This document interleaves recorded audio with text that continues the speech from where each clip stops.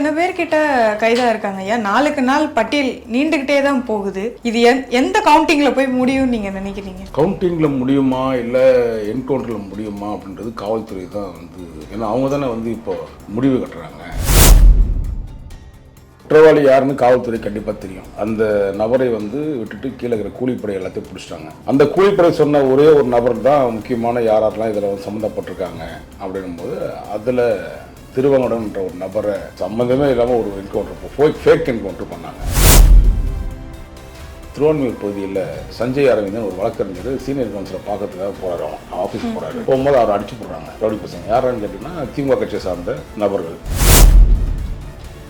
வழக்கறிஞருக்கு இன்றைக்கி பாதுகாப்பே இல்லைங்க. பல இடங்களில் பாதுகாப்பு இல்லை. இன்றைக்கி 8 பேர் வழக்கறிஞர்கள் கைது செய்யப்பட்டிருக்காங்க. தப்பு பண்ணியிருந்தால் வழக்கறிஞர் கைது செய்ய தப்பு கிடையாது. தப்பே பண்ணாத சில அதிகாரிகளுடைய தன்னுடைய இருமாப்பும் அகம்பாவத்திலையும் பொய்யான வழக்குகளை போடுறாங்க.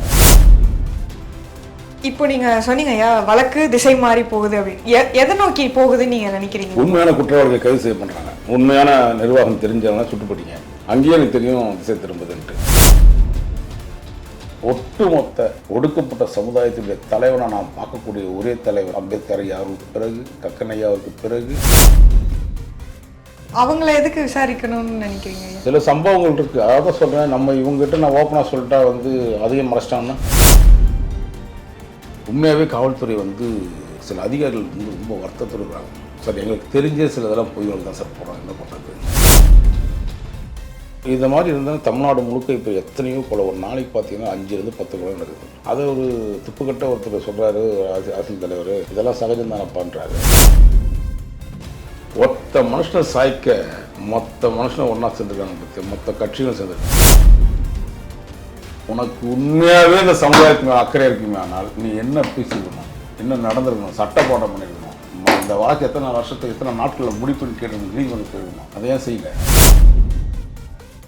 இந்த வாராகி ஒடுக்கப்பட்ட சமுதாயத்துக்கு போராட்டத்தை 1% போராடல. சட்ட ரீதியான நான் போராட்டத்தை பண்ணியிருக்கேன். என்னோட வழக்குகள் எடுத்து பார்த்தீங்கன்னா ஒடுக்கப்பட்ட சமுதாயத்து மக்களுடைய அடக்குமுறையை எதிர்த்து நீதிமன்றத்தில் நான் பல வழக்குகளை தொடுத்திருக்கேன்.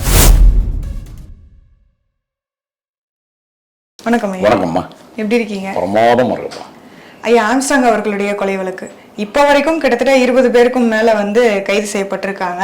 அப்படி இருந்தும் கூட ஒரு சில நபர்களுடைய போட்டோ, அந்த வீடியோ ஃபுட்டேஜ் எல்லாம் பார்த்துட்டு இவங்க தான் குற்றவாளிகள் அப்படிங்கிற மாதிரியும் சொல்லப்படுது. இன்னொரு பக்கம் இவங்களை ஏவுனது யாருன்னு தெரியல, இதுக்கு பின்னாடி அரசியல் கட்சிகள் பல பேருடைய தலையீடு இருக்கு அப்படிங்கிற மாதிரியான விஷயங்கள்லாம் தொடர்ந்து பேசப்பட்டுக்கிட்டே இருக்கு. உண்மையிலேயே அந்த பின்னாடி இருக்கக்கூடிய நபர் யாரு, அதை பத்தின தகவல்கள் ஏதாவது தெரிஞ்சதாங்க?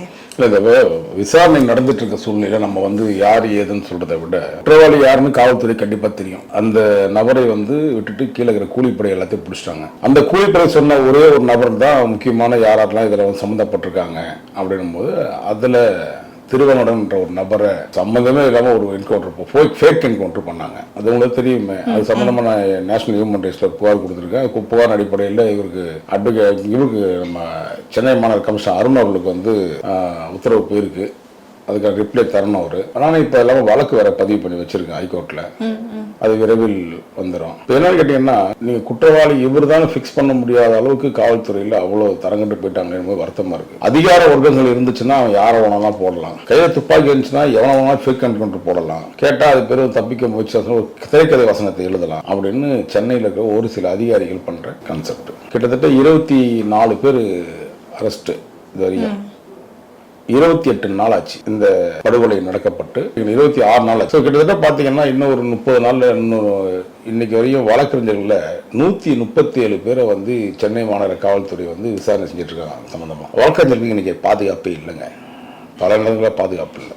இன்னைக்கு 8 பேர் வழக்கறிஞர்கள் கைது செய்யப்பட்டிருக்காங்க. அதுல குறிப்பாக ஒரு சில நபர்கள்லாம் சட்டத்துக்கு புறம்பாக பொய்யான வழக்குகளை பதிவு பண்ணியிருக்காங்க. நீதிமன்றம் கண்டிப்பாக அதை கண்டிப்பாக நான் வழங்கக்கூடிய கோயிலும் நீதிபதியான தெய்வமாக பார்க்கக்கூடிய நீதிபதிகள் நிச்சயமாக விட மாட்டாங்க. தப்பு பண்ணியிருந்தால் வழக்கறிஞர் கைது செய்ய தப்பு கிடையாது. தப்பே பண்ணாத சில அதிகாரிகளுடைய தன்னுடைய இருமாப்பும் அகம்பாவத்திலையும் பொய்யான வழக்குகளை போடுறாங்க. முதல்ல கண்டிக்கத்தக்க விஷயம். அதை தாண்டி இன்னைக்கு 30 பேர்கிட்ட இப்போ கையில் கஸ்டடியில் வச்சிருக்கு பேசிட்டு இருக்காங்க தகவல். இதெல்லாம் எங்க போய் முடியும்னு தெரியல. ஸ்டாலின் அவர்களுக்கு தவறான ஒரு வழிகாட்டுதல சில அதிகாரிகள் பண்றாங்க. சட்டத்தின் முன்பாக ஒரு குற்றவாளி நிற்க வைத்து தண்டனை வாங்கி கொடுக்க முடியாத சில அதிகாரிகள் இப்படி தவறான ஒரு விஷயத்தை எடுத்து பண்ணும்போது நீதிமன்றம் சும்மா இருக்காது பார்த்துக்கிட்டு. எப்பவுமே நீதிபதிகளாக பார்த்துக்கக்கூடிய நபர்கள் எப்படின்னா அவர்கள்லாம் வந்து அவங்கெல்லாம் இருக்கிறதுனால தான் நம்மளாம் வந்து இன்றைக்கி நிம்மதியாக வாழ முடியுது. சாமானியுடைய மக்களுடைய பிரச்சனை தீர்க்கிறதுக்கு நீதிமன்றம் தான் போகிறோம். அரசாங்கத்தை ஓட்டு போட்ட மக்களுக்கு வந்து விசுவாசமாக வேலை செய்யலை, அவங்களுக்கு காப்பாற்றப்படலை. ஆனால் இன்றைக்கி பார்த்தீங்கன்னா நீதித்துறை மட்டும்தான் நம்மளை காப்பாற்றிட்டு இருக்குது. அதை தாண்டி பார்த்தீங்கன்னா வழக்கறிஞர்கள், பெரும்பாலும் வழக்கறிஞர்கள் மீது பொய் வழக்கு போடுது. ரெண்டாவது வந்து திமுக கட்சியை சார்ந்தவர்கள். இப்போ நான் சமீபத்தில் ஒரு மேட்டர் பேசியிருக்கேன். திருவான்மியூர் பகுதியில் சஞ்சய் அரவிந்தன் ஒரு வழக்கறிஞர் சீனியர் கவுன்சிலரை பார்க்கறதுக்காக போகிறாரு. அவன் ஆஃபீஸ் போகிறாரு. போகும்போது அவரை அடிச்சு போடுறாங்க ரவுடி பசங்க. யாரான்னு கேட்டிங்கன்னா திமுக கட்சியை சார்ந்த நபர்கள். அவர் வந்து திமுக கட்சி சேர்ந்து அவர் இன்னைக்கு வரையும் வழக்கு பதிவு பண்ணல, புகார் கொடுத்து. அதுக்கப்புறம் நீதிமன்றம் போனதுக்கப்புறம் தான் வழக்கை பதிவு பண்ணுறாங்க. அவர் மேலே ஒரு பொய்யான வழக்கை போடுறாங்க. அதாவது சஞ்சய் அரவிந்த் மேலே. இப்படி வழக்கறிஞருக்கும் பாதுகாப்பு இல்லை, வழக்கறிஞருக்கு எந்த விதமான சூழ்நிலை இல்லை. இன்னைக்கு காவல்துறை வந்து அவ்வளோ மோசமான சூழ்நிலையை திமுக சப்போர்ட் பண்ணுறாங்க. இதெல்லாம் வன்மையாக கண்டிக்கக்கூடிய விஷயம். நீதிமன்றம் இதெல்லாம் பார்த்துட்டு சும்மா இருக்காது. எந்த வழக்காக இருந்தாலும் ஆம்ஸ்ட்ராங் வழக்கில் ஆரம்பித்து இன்னைக்கு பெரும்பாலும் ஆம்ஸ்ட்ராங் கொலை வழக்கு வந்து இன்னைக்கு தமிழ்நாடு முழுக்க உலகம் முழுக்க பேசப்பட்டாலும் அதில் உண்மையான குற்றவாளி கைது செய்யப்படலைன்ற வலியும் வேதனையும் தான் நமக்கு இருக்குது. அது நிச்சயமாக அது படணும். ஏன்னா இது மறைக்கிறாங்க சில அதிகாரிகள், தன்னுடைய சுயநலத்துக்காக இதை மறைக்கிறாங்க. அந்த விஷயத்தை தான் நம்ம இப்போ வந்து கையில் எடுத்து நீதிமன்றத்தை நாடி இருக்கோம். நல்லதொரு தீர்ப்பினை எதிர்பார்த்து காத்திருக்கிறோம். இத்தனை பேர்கிட்ட கைதா இருக்காங்க ஐயா. நாளுக்கு நாள் பட்டியல் நீண்டுகிட்டே தான் போகுது. இது எந்த கவுண்டிங்ல போய் முடியும்னு நீங்க நினைக்கிறீங்க? கவுண்டிங்ல முடியுமா இல்லை என்கவுண்டர்ல முடியுமா அப்படின்றது காவல்துறை தான் வந்து, ஏன்னா அவங்க தானே வந்து இப்போ முடிவு கட்டுறாங்க. அவ்வளோ சுறுசுறுப்பாக வேலை செஞ்ச நீங்கள் கடற்கடன்ட்டு அந்த வந்து என்கவுண்டர் போட்டு ஃபேக் என்கவுண்டர் போட்டுட்டு அடுத்தடுத்து காட்டில் கொண்டு உள்ளே சேர்த்திங்களே தவிர உண்மையாகவே காவல்துறை வந்து சில அதிகாரிகள் வந்து ரொம்ப வருத்தத்தோடு இருக்கிறாங்க. சார் எங்களுக்கு தெரிஞ்ச சில இதெல்லாம் பொய்களுக்கு தான் சார் போடுறாங்க, என்ன பண்ணுறது தெரியுது. மேலே அவங்க சொல்கிற உத்தரவை நாங்கள் அமல்படுத்துகிறோன்றாரு. மேல் அதிகாரிகளா இல்லை அரசியல்வாதிகளாங்க? அதிகாரிகள் தான், அதிகாரிகள் தான் பண்ண முடியும். அரசியல்வாதின்னா யார் முதலமைச்சர் சொல்கிறீங்களா? இல்லங்க ஐயா, இப்போ வேற ஏதாவது கட்சி தலையீடு இருந்தாலோ இப்ப அது மாதிரியான தலையீடு இருந்தால்தான் இந்த விஷயங்கள் நடந்திருக்குங்க. இது வந்து எப்போ முதலமைச்சர் வந்து தவறான ஒரு விஷயத்த சொல்லி கமிஷனர், அடிஷனல் கமிஷனர் இந்த மாதிரி சில அதிகாரிகளை மாற்றினாங்க இல்லையா, கீழே வந்து கமிஷனர் வந்து கத்தியத்து கீழே குத்து விட்டு வாங்கடான்னு சொல்கிற மாதிரி வந்து கமிஷனர் மாற்றுறீங்க, இல்லை அடிஷனல் கமிஷனர் மாற்றுறீங்க. அப்படி இல்லைன்னா நீங்கள் ஏதோ விதத்தில் சில கீழே இருக்கிற அதிகாரிகள் எவனுமே தப்பு இல்லையா, அதை வெட்டுப்பட்டவங்களில் வந்து ஏசி ஏன் கைது பண்ணல, இன்ஸ்பெக்டர் ஏன் நீங்கள் சஸ்பெண்ட் பண்ணல, குறிப்பாக பண்ணியிருக்கோம்ல அந்த பகுதியோட இன்ஸ்பெக்டர் யார், அவன் சஸ்பெண்ட் பண்ண வேணாமா, ஏன் அசிஸ்டன்ட் கமிஷனர் பண்ணணுமா வேணாமா, டெப்டி கமிஷனர் பண்ணணுமா, ஏன் அதை தாண்டி ஜாயின்ட் கமிஷனர் ஒருத்தர் உட்காந்துக்கிறாரு இல்லை அவர்களே செய்யணும்ல, யாரையுமே பண்ணுறதில்லை. இந்த வழக்கு சம்மந்தமாக எத்தனையோ இந்த சம்பவம் நடக்க போதுன்னு அது பல பேருக்கும் பல முறை புகார் கொடுத்துருக்காங்க தொலைபேசியில், இதுவரை எதுவும் செய்யலையே. அப்போ இந்த வழக்குடைய தன்மை திசை மாறுது. இந்த வழக்கில் வந்து நியாயம், ஆம்ஸ்ட்ராங் வழக்கை பொறுத்தவரை நியாயம் கிடைக்காது போல தெரியுது. அதனால தான் நான் வந்து சிபிஐ என்கொயரி வைக்கணும்னு கோரிக்கை வைக்கிறேன். கண்டிப்பாக இந்த கோரிக்கை வந்து நீதிமன்றத்தின் மூலமாக தான் நிறைவேற்றப்படும் நினைக்கிறேன். இப்போ படத்துல எல்லாம் பார்த்திருப்போம், இப்போ ஒரு ஹீரோ இருந்தாருன்னா சுத்தி அந்த வில்லன் கும்பல்லாம் 10 பேர் 1000 பேர் அப்படி சுத்தி வந்து நிக்கிற மாதிரி இருக்கும். இப்போ ஆம்ஸ்ட்ராங் அவர்கள் ஒருத்தரா அவர் அந்த இடத்துல போய் நிக்கிறார்.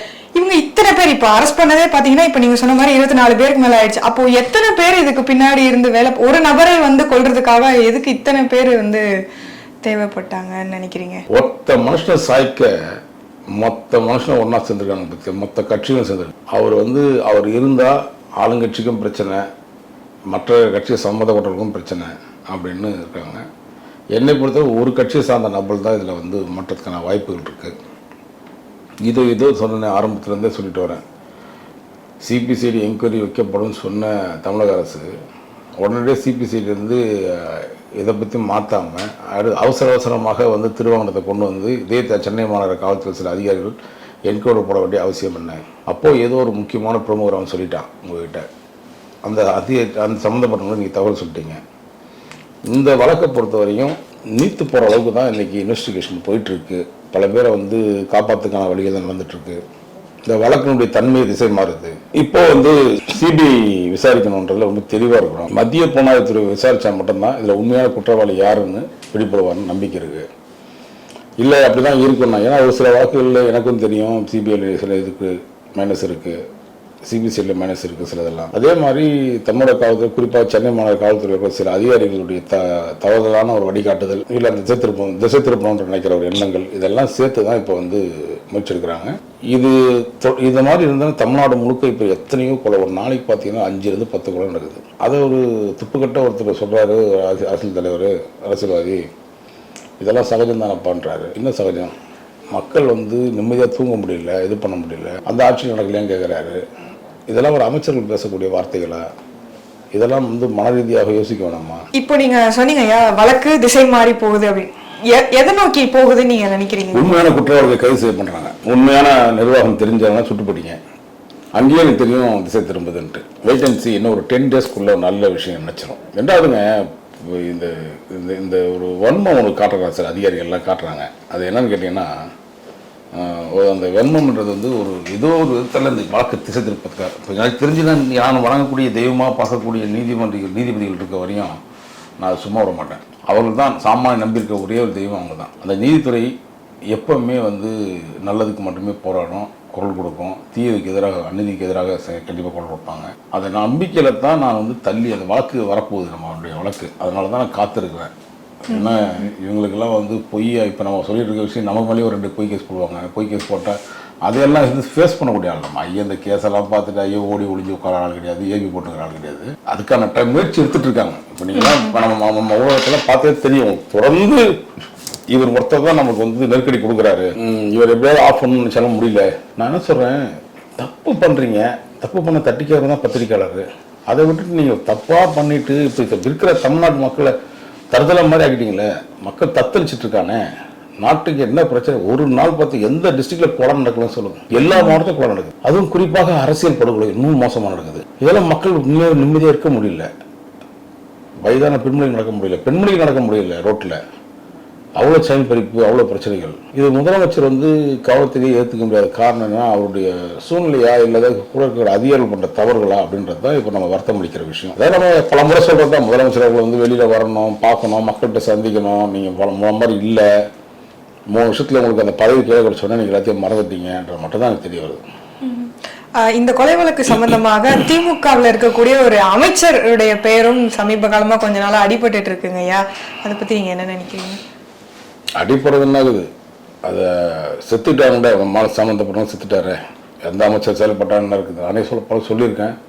இருந்தால் தான் சொன்னேன், அந்த நம்ம ஒரு முடிவு எடுத்து கொண்டு வந்துடக்கூடாது வழக்கை. அது விசாரணையில் இருக்கும்போது ஒரு முடிவு கொண்டு வரக்கூடாது. அதுதான் விசாரணைன்றது வந்து நான் தமிழக காவல்துறை மீது மிகப்பெரிய மரியாதை உண்டு. அது எந்த மாற்று கருத்தும் கிடையாது. திறமையான காவல்துறை தான். ஒரு சில அதிகாரிகள் பண்ணுற தவறுனால தான் விஷயம் இருக்குது. அதான் மத்திய புலனாய்வு அமைப்புக்குன்னு சொல்கிறேன். இந்த விசாரணைகள் நம்ம குறுக்க வந்து நம்ம தான் ஜட்ஜ்மெண்ட் கொடுத்துடக்கூடாது. அதுக்கு தான் நான் வணங்கக்கூடிய நீதிபதிகள் இருக்காங்க. ஸோ அதை வெயிட் பண்ணுவோம். இல்லை, அவர் பற்றி இது மாதிரியான விஷயங்கள்லாம் வருது. அதை பற்றி உங்களுடைய ஒப்பீனியன் என்னங்க ஐயா? இவர் பண்ணியிருக்கலாம், இல்லை இந்த முடிவாக வந்து உங்களை சொல்லலை, இருந்தாலும் அதை பற்றின உங்களுக்குன்னு ஒரு தனிப்பட்ட கருத்து இருக்குல்லங்க ஐயா? அமைச்சர் தான் கிடையாது, அமைச்சர் தாண்டி வேற யாரெல்லாம் நபர்லாம் இருக்கிறாங்க. அதெல்லாம் நம்ம வந்து தெரிய வருது. அமைச்சர் விட்டுருவோம். பிறகு அவர்கள் இருக்காங்க இல்லையா, அவங்கள வந்து நாமளே எனக்கு தகவல் ஓரளவுக்கு வந்து தெரியும். ஏன்னா நீங்க திரும்ப ஏன் விசாரிக்க முடியுங்க நொரியும்? ஏன் திரும்ப அவ்வளோ சொன்னார்ல, நீங்க தானே பார்த்தீங்கல்ல அந்த அவருடைய இறப்பு செய்தியில திருமாவளையும் செல்வ பிறந்து விசாரிக்க அமைச்சிருக்கீங்க. என்ன அர்த்தம்? அவங்கள எதுக்கு விசாரிக்கணும்னு நினைக்கிறீங்க? சில சம்பவங்கள் இருக்கு. அதான் சொல்றேன், நம்ம இவங்ககிட்ட நான் ஓப்பனா சொல்லிட்டா வந்து அதையும் மறைச்சிட்டாங்கன்னா நாம நம்பி இருக்கிறது நீதிமன்றம் மட்டும்தான். அந்த நம்பிக்கை வந்து இன்னைக்கு வரைக்கும் நம்ம வாழ்ந்துட்டு இருக்கோம். மக்கள்லாம் இந்த ஆட்சியாளர் நம்பினோம்னா கண்டிப்பாக கொண்டு போய் மரணத்தை தான் கொண்டு விடுவாங்க. அந்த மாதிரி சூழ்நிலை இருக்குது. ஆனால் வெயிட் பண்ணுவோன்றது தான். பொறுத்தவன் பூமி ஆழ்வான். என்னை பொறுத்தவரையும் ஆம்ஸ்டாங்குடைய படுகொலைக்கு அந்த குற்றவாளிகள் அவ்வளோ பேரும் தண்டிக்கப்படணும் மீன்ஸ் சட்ட ரீதியாக தண்டிக்கப்படணும். வேற எதுவும் கிடையாது. ஆனால் இன்னைக்கு அந்த மாதிரி சூழ்நிலை நடக்குமான்ற கேள்வி வெளிப்படையாக இருக்குது. அதுதான் நீதிமன்றத்தில் இந்த வழக்கு வரட்டும், வெயிட் பண்ணி பார்ப்போம். வெயிட் பண்ணுறேன். ஐயா, திரும்ப அவர்களுடைய பெயரை நீங்க சொன்னதுனால நான் வந்து இப்போ இந்த கேள்வியை முன்வைக்கிறேன்.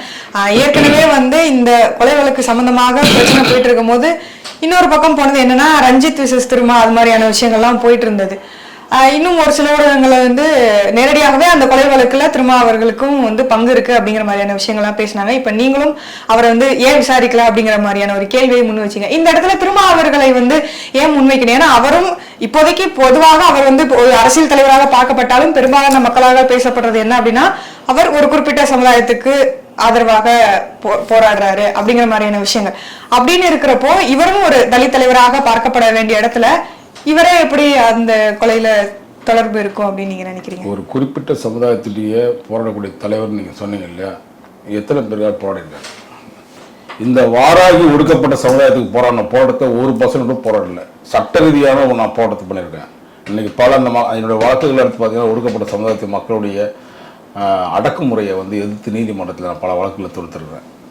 அதில் ஒரு சிங்கிள் நயா பைசா கூட செலவு பண்ண மாட்டார். நம்மளால் சொந்த காசை போட்டு செலவு பண்ணுறோம், வலியுறுத்துகிறோம், நீதிமன்றம் போகிறோம். இவர் சொந்தமாக இவர் பல கோடிகளை சம்பாதிக்கணுன்றதுக்காக அந்த சொந்த மக்களை அப்படி பயன்படுத்தி இன்னைக்கு மாளிகையோட சந்தோஷமா இருக்காரு. ஆனா இன்ன வரைக்கும் எந்த ஒடுக்கப்பட்ட தலைவர்கள், கட்சி தலைவராக இருக்கட்டும், அது மாதிரியான விஷயங்களா இருக்கட்டும், அவங்களுக்கு எதிராக எந்த நிலைப்பாடையும் திரும்ப அவர்கள் முன் வச்சதே இல்லையே. நிறைய இடங்கள்ல ஆர்ப்பாட்டம் நடத்துறாங்க. இப்போ ஆம்ஸ்ட்ராங் அவர்களுடைய கொலை வழக்கு சம்பந்தமாகவும் நிறைய இடத்துல பேசினாங்க. அது மாதிரியான சம்பவங்கள் நடந்தது. திரும்ப அவர்கள் இந்த இடத்துல ஒடுக்கப்பட்ட சமுதாயம் நீங்க சொன்னீங்க இல்லையா, அந்த இடத்துல நான் முடிச்சிடுறேன். வேங்கவேல் பிரச்சனை நீங்க எதிர்த்து என்ன போராட்டம் பண்ணிருக்காங்களே, பண்ணிட்டு சரி என்ன பண்ணிக்கிறீங்க? ரிசல்ட் எவ்வளோ ஆச்சு? 1.5 வருஷமா என்ன கிழிச்சிட்டு இருக்கீங்க? சிபிசிடி மாத்தினீங்க இல்ல, முதலமைச்சரை போய் சும்மா பார்த்துட்டு வரீங்க இல்ல, இதை போய் கேட்க வேண்டியதானே என்னாச்சு வேங்கவேல் பிரச்சனைன்ட்டு? கேட்டுக்கிட்டு தானே இருக்காங்க. கூட்டணியிலே இருந்தாலும் கூட அவர்கள் தரப்புல இருந்து அவர்கள் தரப்பு நியாயத்தை வைக்கிற இடத்துல திரும்ப அவர்கள் சரியாக தானே இருக்காங்க. வடிவேலு படத்துல ஒரு நடிகரோட போய் கேட்பார், நான் ஒரு பெரிய கொஞ்சம் வீரமான ஆள், நடிகர் ஒரு காமெடியாக போயிட்டு அவர்கிட்ட சண்டை போடுற மாதிரி புறம் பாடுறா அப்படின்னு போவார். தெய்வமே அப்படின்றது ரொம்ப க்ளோஸ். தெய்வமே அப்படின்னு நீ இருக்கடா அப்படின்னு இந்த அந்த மாதிரி முதலமைச்சர் தடை கொடுத்துங்கிறார் திருமாவளவன். உனக்கு உண்மையாகவே இந்த சமுதாயத்துக்கு அக்கறை இருக்குமே, ஆனால் நீ என்ன பேசிருக்கணும், என்ன நடந்திருக்கணும், சட்ட போராட்டம் பண்ணியிருக்கணும், இந்த வழக்கு எத்தனை நாட்களில் முடிப்புன்னு கேட்டு நீதிமன்றம் போயிருக்கணும். அதையும் செய்யல. அவரெல்லாம் மொத்தமாகவே இந்த சமுதாயத்தை வச்சு வியாபாரம் பண்ணிட்டு அடையாருமா. அதான் உண்மை. நீங்க நினைக்கிற மாதிரி திருமாவளவன் டிராமா வளரும். எதனால இந்த அளவுக்கு அவரை சொல்றீங்க? என்னுடைய இது இல்லம்மா, என் கருத்துக்கு மட்டும் சொல்றது மட்டும் இல்லம்மா. மக்கள் நீங்க போய் பாருங்க, நீங்க மைக் எடுத்துட்டு போங்க. ஒடுக்கப்பட்ட சமுதாயத்துடைய தலைவன் யாருன்னு கேளுங்க. ஒடுக்கப்பட்ட சமுதாயத்துடைய தலைவர்களாக கருதக்கூடிய ஆம்ஸ்ட்ராங்கையோ அல்லது அவர் இறப்பு பிறகு பார்த்தீங்கன்னா இன்னைக்கு இப்போ ஜெகன்மூர்த்தியார் இருக்காரு, புரியுதுங்களா, ஜான் பாண்டியன் இருக்காரு, அந்த சமுதாயத்துக்காக போராடி எவ்வளோ குரல் கொடுத்துருக்காரு, பல வழக்குகளை சந்திச்சிருக்கிறாரு, ஏர்போர்ட் மூர்த்தி இருக்காரு. அதெல்லாம் பண்ணாமல் நீங்கள் இவருக்கும் ஒடுக்கப்பட்ட சமுதாயத்தின் தலைன்னு பார்க்குறீங்க. அந்த ஒடுக்கப்பட்ட சமுதாயத்தை வைத்து வியாபாரம் செய்து மிகப்பெரிய லெவலில் செல்வாக்கோட சொத்துக்களை சேர்த்து வச்சிருக்கிற திருமாவளவனுக்கு ஒடுக்கப்பட்ட சமுதாயத்தின் மக்கள் கண்டிப்பாக ஒரு புறந்தள்ளி பார்த்துட்டாங்க. அவங்க நினைக்கிற மாதிரி அந்த சமுதாய மக்களை வச்சு அவர் சந்தோஷமாக இருக்கார். இன்னும் அந்த ஒடுக்கப்பட்ட மக்கள் சும்மா தான் இருக்கு, ரோட்டில் தான் நிற்கிறான். இதெல்லாம் சொல்றதுக்கு ஒரு அறுபதோ கிடையாது. நான் தெளிவாக சொல்லுவேன். அவ்வளோ மோசமான எண்ணம் வரட்டும். நான் தான் பேசிகிட்டு இருக்கேன்ல, வரட்டும். சட்ட போட்டால் இருந்தால் வாங்க சொல்லுவேன். இந்த சமுதாயத்தை வைத்து நீங்கள் என்ன பண்ணிட்டு இருக்கீங்கன்னு மட்டும். நீங்கள் அந்த சமுதாயத்துக்காக எவ்வளோ பெரிய தலைவர்கள் இருந்தாங்க. பூவை மூர்த்தியாக இருந்தாருங்க. திருமாவளவன்லாம் அங்கே உள்ள சென்னைக்குள்ளவனா அவர் கேட்க வர முடியாது. ஒட்டுமொத்த ஒடுக்கப்பட்ட சமுதாயத்துடைய தலைவனை நான் பார்க்கக்கூடிய ஒரே தலைவன், அதாவது அம்பேத்கர் ஐயாவுக்கு பிறகு, கக்கன் ஐயாவுக்கு பிறகு, இன்னும் சொல்லப்போனால் ஒரு இருந்தார் வாழப்பாடியார். அவர் வேறு சமுதாயத்தை இருந்தாலும் ஒடுக்கப்பட்ட சமுதாயம் பல்வேறு குரல் கொடுத்திருக்காரு. ஒடுக்கப்பட்ட சமுதாயத்தை தூக்கி தலைவர்களை உயர்த்தி கொண்டு வந்திருக்காரு வாழப்பாடி ராமமூர்த்தி அவர்கள். நான் பார்த்து மூர்த்தி அவர்களை தவிர நான் ஒடுக்கப்பட்ட சமுதாயத்தில் இன்னைக்கு இருக்க சில தலைவர்கள்லாம் தனக்கு எனக்குமோ அதான் பார்த்துப்பானே தவிர ஒரு சில விஷயங்களுக்காக அவர்கள் காம்ப்ரமைஸ் ஆகிடுறாங்க. இந்த சமுதாய மக்கள் அடிமட்டத்தில் இன்னும் இருக்கிறான், இன்னும் வறுமையில் உச்சத்தில் இருக்கிறான். ஆனால் தலைவர்கள்லாம் வலிமையோடு இருக்கான். வறுமையில் இருக்கக்கூடிய அந்த ஒடுக்கப்பட்ட சமுதாயத்தை வச்சு இவன் வியாபாரத்தில் நல்லா தெளிவாக பண்ணுறானுங்க. அது மக்கள் தான் திருந்தணும். இந்த தலைவர்களை புறக்கணிக்கணும். ஆனால் திருமாவளவன் அவர்களே அரசியல் வருகை அப்படிங்கிறதே இது மாதிரியான மக்களை அவங்களுடைய ஒடுக்கப்பட்டாங்க, யாராலும் ஒடுக்கப்பட்டாங்களோ அந்த இடத்துல இருந்து அவங்க எல்லாம் வெளியில வரணும் அப்படிங்கிறதுக்காக தானே இவரும் அரசியலுக்குள்ள வந்தாரு. அப்படிங்கிறப்போ நீங்க எப்படி அதுல இருந்து அவர் மாறிட்டாருன்னு நீங்க சொல்றீங்க? நிறைய மாறிட்டார். இதெல்லாம் பேசினா ஒரு நிமிஷத்தை பேசிட்டு போற விஷயம் இல்லை. அவ்வளோ பிரச்சனைகள் இருக்கு. கடந்த இப்போ ஒரு 15 வருடமா பார்த்தீங்கன்னா ஒரு வெவ்வேறு விருப்பத்தில் பிறந்துட்டார். மக்கள்லாம் நீங்க ஒரு விஷயம் தெரிஞ்சுங்க. அந்த மக்கள் எப்படின்னு கேட்டீங்கன்னா இன்னைக்கும் பாவம் ரிக்ஷா ஓட்டுறான், ஆட்டோ ஓட்டுறான். அடிப்படையாக ஒரு கழிவறை கிடையாதுங்க இந்த வீட்டுக்கு. அவங்களுக்கு அப்படியாப்பட்ட வயசில் வாழ்ந்துட்டு இருக்கான். நல்ல ட்ரெஸ்ஸு போட முடியலைங்க அவனால். வருஷத்துக்கு ஒரு நாள் பிறந்த நான் இந்த ஒரு பண்டிகை நாட்களில் மட்டுமே ஒரு ட்ரெஸ்ஸை போடுறான். டெய்லி திருமாவளவன் போடுற ஷர்ட்டு இன்னைக்கு 8,000 10,000 ரூபா. தெரியுமா அவங்களுக்கு? அவர் வச்சிருக்க சுற்றி இருக்கக்கூடிய ஆட்கள் பார்த்தீங்களா? துணிமணிலாம் எத்தனை வாகனம், இவர் என்ன வருமானம்? ஒரு ஏழ்மை நிலையிலிருந்து வந்தவரை நான் கேட்குறேன், எத்தனை பேருக்கு அவர் வந்து திருமாவளவன் ஒடுக்கப்பட்ட சமுதாயத்தில் வந்து ஆட்டோ வாங்கி கொடுத்துருப்பாரு? அட்லீஸ்ட் ஒரு 2 வீலர் வாங்கி கொடுத்துருப்பாரா வேலை செய்யணுட்டு? அதுவும் செஞ்சதில்லை. சரி, இந்த ஒடுக்கப்பட்ட சமுதாயத்துக்காக ஏதாவது காலேஜுகளை கட்டி வச்சிருக்காரா, பள்ளிக்கூடம் கட்டி வச்சிருக்காரா? நீ சொகுசாக இருக்கீங்களே, நீங்கள் கேட்டால் பணம் தரமாட்டேன் நான் சொல்ல போகிறேன். என்னவே செய்யலையே. ஒரே ஒரு விஷயம் கூட நீங்கள் செஞ்சதில்லை இந்த சமுதாயத்துக்கு. அந்த சமுதாயம் உங்களுக்கு தான் நல்லது செஞ்சுருக்கு. நீங்கள் வந்து ஒரு திரையை போட்டுக்கிட்டு நான் தான் உண்மையான தலைவன் சொல்கிறது என்ன? நான் எப்பவுமே ரொம்பவும் நான் வந்து சட்டத்தினுடைய பார்வையில் பார்க்கும்போது ஐயா அம்பேத்கர் ஐயாவுடைய சொன்ன கருத்துக்களை வெளிப்படையாக சொல்றதுக்கு ஒரு சில தலைவர்கள் மட்டும் தான் இருக்காங்க. திருமாவளவன் அது வந்து தோத்துட்டாரு. ஐயா, இந்த கொலை வழக்கு தொடர்பாக நாகேந்திரன் அவர்களை தொடர்பு படுத்துறது எதனால நீங்க நினைக்கிறீங்க? நாகேந்திரனுக்கு மேல பல்வேறு கொலை வழக்குகள் இருக்குங்க. நான் இல்லைன்னா மறுக்க முடியாது. அதுக்கு இப்போ இந்த தண்டனை அனுபவிச்சுட்டு வராரு. அவரை வந்து என்கவுண்டர் போறதா சொன்னாங்க. என்கவுண்டர் பண்ணாது, ஃபேக் என்கவுண்டர் பண்ணாதீங்க. எனக்கு தகவல் அந்த அடிப்படையில் தான் பண்ணேன். நாகேந்திரனை அரெஸ்ட் பண்ணிட்டோம், விசாரணை கூப்பிட்டோம். நாகேந்திரன் விசாரிக்கணும், அந்த சுற்றி விசாரிக்கிட்டோம், தப்பு கிடையாது. விசாரணை வந்து யாராலும் விசாரிக்கலாம், என்னையும் உங்களை கூட விசாரிக்கலாம், தப்பு கிடையாது. காவல்துறைக்கு வந்து அவர் அதில் மேலோட்டாகுதுன்னா கண்டிப்பாக பண்ணதான் செய்வாங்க. நாகேந்திரன் செஞ்சாலும்னா வேற யாரும் செஞ்சாலும் அது சரி தானே, அது தப்பாயிடுமா சரியாயிடுமா? எதுவுமே ஆகாதில்லை. நாகேந்திரன் மேலே அவ்வளோ வழக்குகள் இருக்கு. நாகேந்திரன் ஒரு நபர் வந்து இன்னைக்கு தமிழ்நாட்டிலேயே மிக சீனியரான ஒரு ரவுடியா இருக்காரு. அதை விசாரிக்க வேண்டியது காவல்துறை விசாரிக்கணும், வேணா சொல்ல. வழக்கு போடாதீங்க, பொய் வழக்கு போடாதீங்க. ரெண்டாவது ஃபேக் என்கவுண்டர் பண்ணாதீங்கன்னு சொல்றேன். விசாரணை செய்யுங்க. தப்பு பண்ணியிருந்தாரு, உள்ள ஸ்கெட்ச் போட்டாருன்னு சொல்றீங்க. அப்படின்னா உண்மையா இருந்துச்சுன்னா நீங்க வழக்கு போடுங்க, தண்டனை வாங்கி கொடுங்க சார். ஒரு வழக்கு தண்டனை வாங்கி கொடுத்துருக்கீங்களா சார் காவல்துறையில? எனக்கு நினைஞ்சு இருந்தது இதுதான் சார் தண்டனை வாங்கி கொடுத்த வழக்கு. அப்போ நீங்க அவர் மேல வந்து எதுக்காக இந்த வன்மத்தை காட்டுறீங்க, வழக்கு திசை திரும்புற மாதிரி பண்றீங்க? நாகேந்திரன் அவர் தப்பு பண்ணியிருந்தா தண்டனை கண்டிப்பா பெறணும், அது எந்த மாற்று கருத்து கிடையாது. உங்களுடைய நேரத்தை ஒதுக்கி எங்களுக்காக செலவிட்டமைக்கு நன்றி. நன்றி மாமா.